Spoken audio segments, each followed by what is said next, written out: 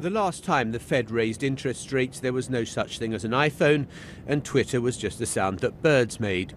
Since when, there's been the great housing crisis in the US, when hundreds of thousands lost their homes. Lehman Brothers went under, causing the greatest financial crisis of modern times. And after that, an economy as flat as a Midwestern prairie. But now, finally, at the end of 2015, with unemployment falling and inflation nudging upwards, action.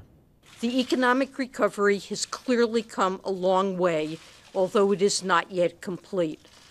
Room for further improvement in the labor market remains, and inflation continues to run below our longer-run objective.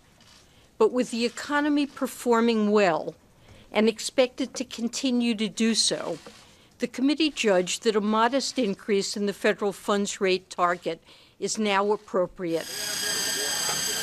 And part of the Fed's judgment was based on this, a sound that hasn't been heard much in the US these past few years: drills and saws building houses again. And here in Richmond, Virginia, the talk is no longer of foreclosure and repossession, but of sales and growth. This building supplies firm during the downturn had to close 10 branches and lay off dozens of workers. Now, for the first time, its turnover is back to pre-crash levels. Our people took a pay cut, our officers took a bigger pay cut, and I went without salary for 3 years. But we were determined to get through it, and we did.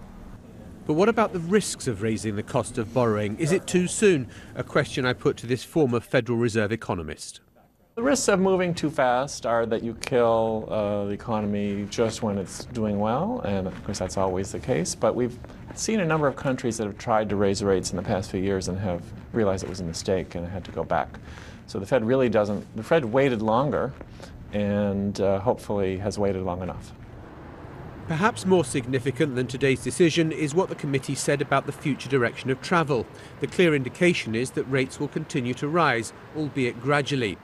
That's a vote of confidence in the health of the US economy. Whether other countries struggling around the world will see it that way, well, that's a different matter.